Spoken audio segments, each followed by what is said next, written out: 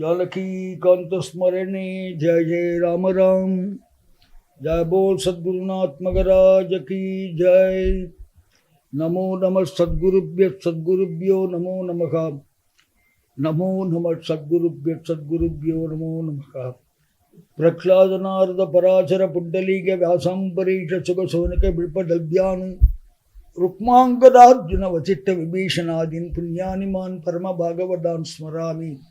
अरे नामैव नामैव नामैव मम जीवनं खलु नास्त्येव नास्त्येव नास्त्येव गतिः अन्यथा।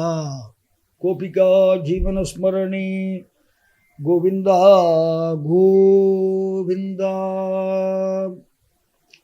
भज गोविंदम भज गोविंदम गोविंदम भज மூட்டமதி அப்படின்னு பகவத் பாதாள். சுலபமான ஒரு மார்க்கம் பக்தி மார்க்கம்.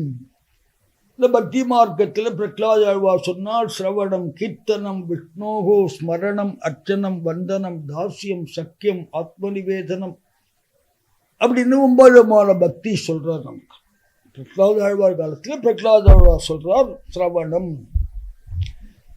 சத்குணங்களை கேட்கறது முதல் பக்தி. சிரவணம்னு பகவானுடைய குணங்களை, பகவானுடைய நாமாக்களை, பகவானுடைய ஆச்சாரமான சரித்திரங்களை கேட்கறது முதல் பக்தி, சிரவண பக்தி.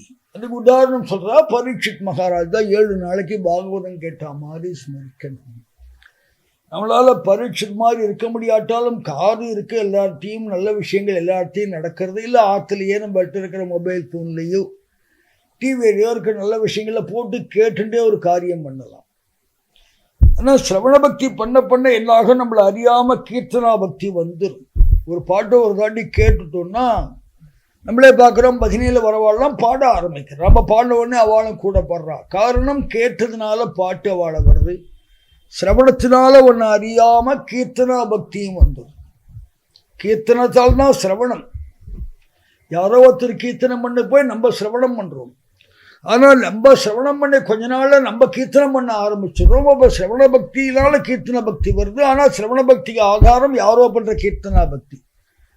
அப்படி சிரவணம் கீர்த்தனம் பண்ண பண்ண என்ன ஆகுது, பகவானையே ஸ்மரிச்சுன்னு இருக்கும். ஸ்மரணம், ஸ்மரிக்கணும் பகவான். திருவன் பிரகலாதெல்லாம் ஸ்மரிச்சிருந்த மாதிரி 24 மணி நேரம் ஹரி ஹரி ஹரி ஹரி ஹரி அப்படின்னு ஸ்மரிக்கிறார். இஷ்டபதியில் ஜெயதேவர் சொல்லுவார், ராதே என்ன பண்றான்னா ஹரிரிதி ஜபதி சகாமம் விரக விகித மரணேவ நிகாமம்னு அவரையே ஸ்மரிச்சிருந்தான்.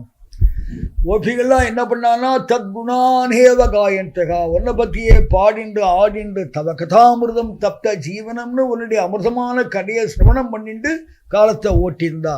அப்போ அந்த ஸ்மரணம், சிரவணம் கீர்த்தனம் விஷ்ணோகோ ஸ்மரணம் பாதசேவனம்.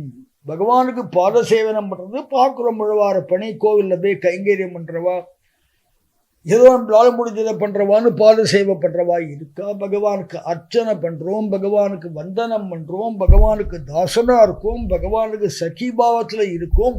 இப்படி பண்ண பண்ண பண்ண ஆத்மாவையே பகவானுக்கு அர்ப்பணிச்சிடும். அதுக்கு பேர் ஆத்ம நிவேதனம்னு பேர். அது அந்த ஸ்டேஜ் போகணும். ஆத்ம நிவேதனங்கிறத இப்போ நம்ம ஆத்ம விசாரம் பட்டு இந்த ஆத்மாவை பகவான்கிட்ட செய்கிறது தான் ஜீவன் முக்தனார். அப்போ அந்த இடத்துக்கு எது ஆதாரம் அப்படின்னா சிரவணம், கேட்கறது அப்படின்னு. ஆனால் அந்த சிரவணத்துக்கு எது ஆதாரம்னா கீர்த்தனம். பின்னாடி வந்தாலும் சிரவணத்துக்கு ஆதாரம் யாரோ ஒருத்தர் கீர்த்தனம் பண்ணுறது. யாரோ ஒருத்தர் கீர்த்தனம் பண்ணுறத சிரவணம் பண்ணதால நமக்கு கீர்த்தனா பக்தி தானாக வந்துடுது.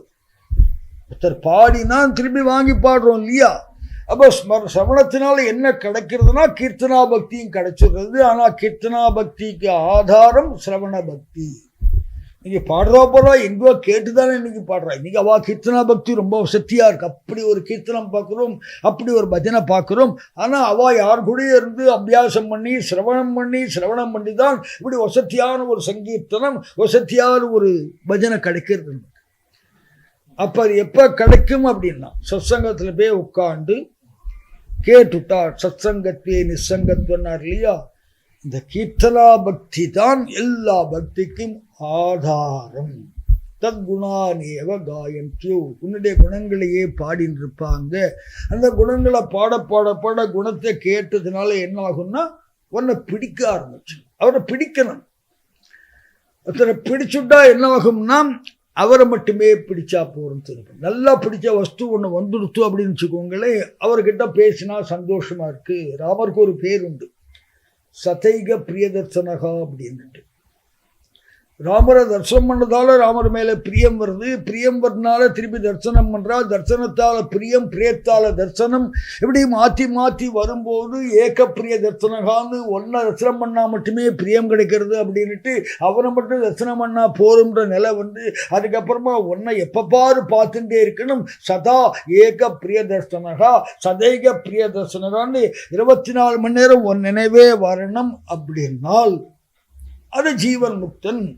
அப்போ அந்த ஜீவன் முக்தினை 24 மணி நேரம் நிறைவேறணும்னா உன் குணத்தை கேட்கணும், உன்னுடைய கீர்த்தனத்தை கேட்கணும், உன்னை பற்றி பாடுறதை கேட்டு அதனால உன்னை பற்றி சிரவணம் பண்ணி கீர்த்தனம் பண்ணி அந்த சிரவண கீர்த்தனத்தால் உன்னை ஸ்மரித்து அந்த ஸ்மரிச்சதுனால உன்னை பாதசேவனம் பண்ணி அப்படி பாதசேவனம் பண்ணதால் உனக்கு வந்தனம் பண்ணி அர்ச்சனம் பண்ணி தாசனாக இருந்து சக்கியாக இருந்து ஆத்ம நிவேதனம் வரைக்கும் போகணும். அப்படின்னா ஆதாரம் சிரவணம்.